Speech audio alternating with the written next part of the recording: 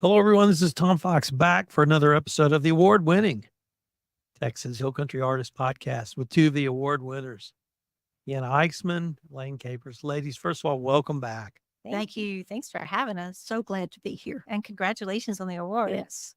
You guys are both part of the Magnificent Seven, but we're not here to talk about that today. We're going to save that for another episode, but we are here to talk about Hunt Art Fair. Yes. I met you, Deanna, at the Hunt Art Fair. So I'm going to start with you. Tell us, what is the Hunt Art? Okay, yeah. So the Hunt Art Fair started off with a bunch of artists from the Hunt area getting together and wanting to show what we did. So we started off at the little pavilion there in Hunt. We kind of outgrew that and moved over to Bridget's Basket. And we have gone from being called the Hunt Artists to the Hill Country Artists Art Fair. And so we'll be having it at Bridget's here real soon, actually in June. June wins. June 28th, 29th from 10 to 4, both days. Yeah, it's coming up. It's not July 4th. No, it's June. June. I think they tried to get this timed when camps were ending, sessions at some of the camps. And that way parents would be in town picking up their kids and wanting to make purchases of their memories of the hill country. Deanna, I remember meeting you at the first one. My wife and I had lived here for about 3 months at that time, and we didn't realize there was a hunt art community. So tell us a little bit about that as opposed to the Kerrville art community. I don't know. There's a lot. I mean, we've kind of mixed and mingled over the years just because there's much more support. But there are quite a few artists that live out in Hunt that get together and just share ideals and spend time. But I'm really pretty sure we've kind of commingled together a whole lot since I've met you. It's a great group of people out there, very diverse group, a lot of different kinds of art, but the knowledge is so deep and we love sharing with each other. So Elaine, were you at that first Hunt Art Fair? This will be my first one this year, but I have been a customer since the first one and enjoyed meeting so many of the artists and taking home a few pieces. And I was really excited to be invited this year to be a part of it.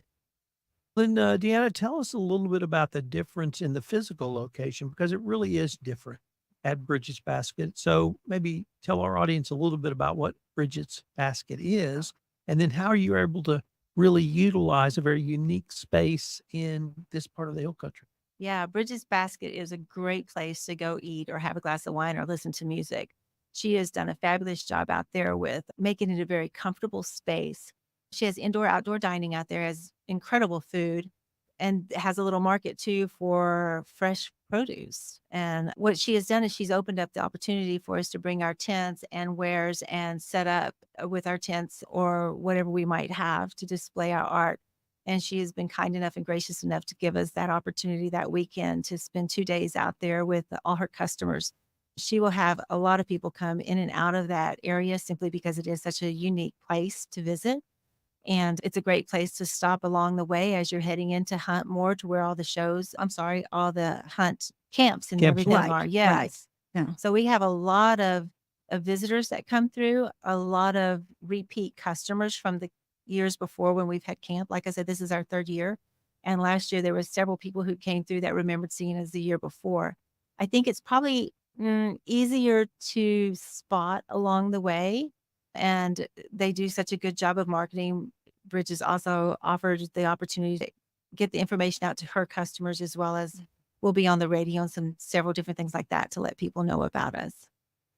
Elaine, tell us a little bit about what you are plan to show at this year's art fair. Is it sort of the Elaine collection? Have you done something special? Do you have a theme? Is it to introduce people to you, Elaine Capers, the artist?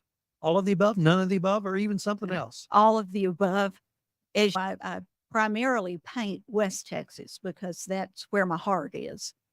But the hill country offers so much diverse subject matter that you can do dry creek beds, as we've had for several years now, or with that wonderful rain last night, we can find creeks that are running right now and little waterfalls and things to paint. But primarily mine will be Big Bend, Davis Mountain, subject matter. But I can always tell when it's time for me to go to the coast or to go seek out Colorado or New Mexico mountains, because I'll start gravitating toward that subject matter, and I'll need to paint the coast or I'll need to paint Colorado mountains. So there'll be a little bit of all of that in with mine. So you're going to have to explain to me and to our audience why we do not live in West Texas in Kerrville. And what do you mean when you say West Texas?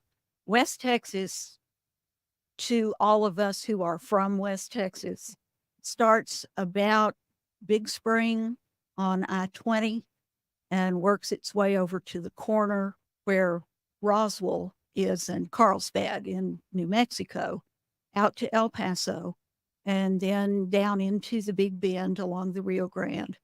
And Del Rio is cutting edge before you get into South Texas. And then back up to Ozona and Sonora, maybe Junction a little bit. That's West Texas. And I know people from Lubbock say they're from West Texas. No, they're Panhandle. We all know that.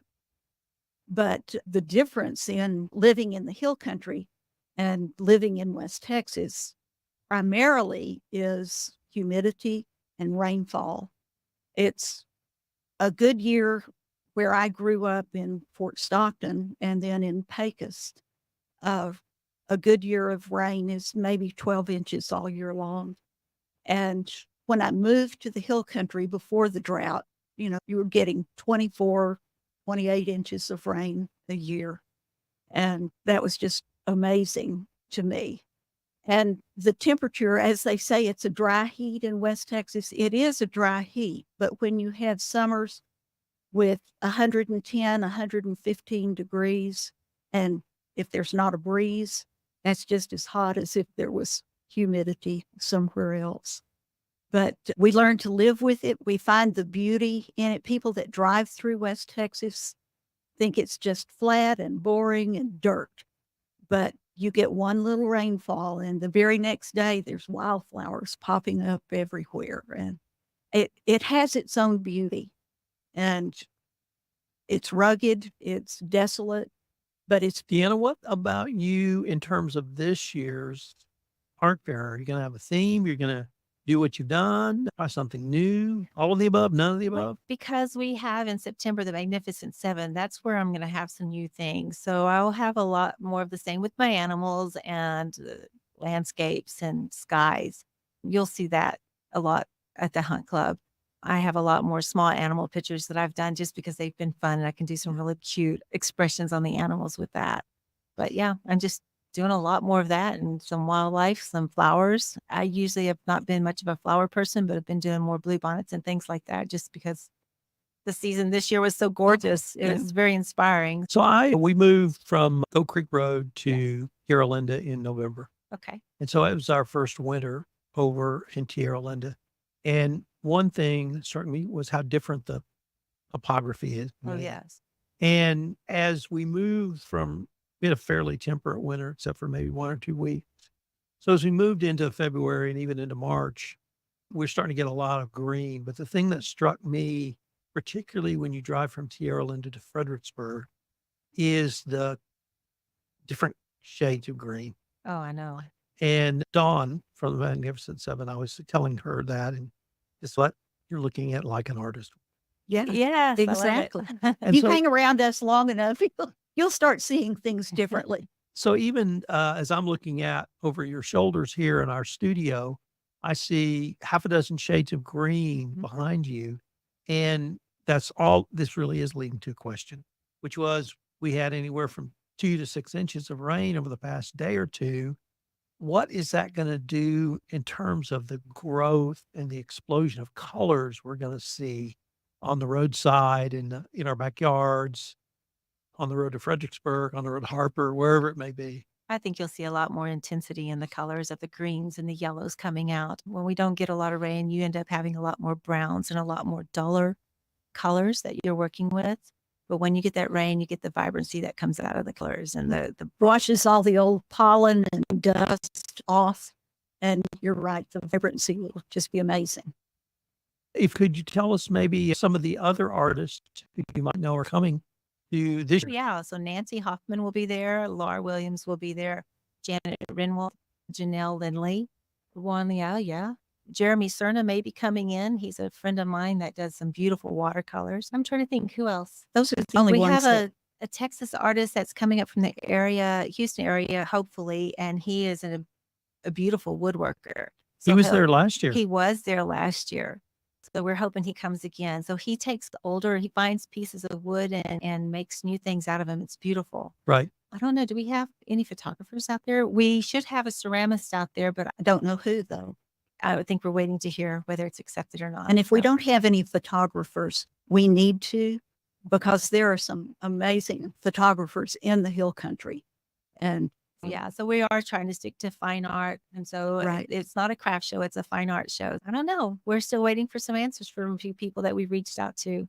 I'm hoping that Susan Johnson says yes. She does a unique blend of torn paper and painting and even sewing on her canvases. Right. Geez, that's all I can think of right this moment. If an artist happens to hear this podcast, how would they make an inquiry about perhaps exhibiting?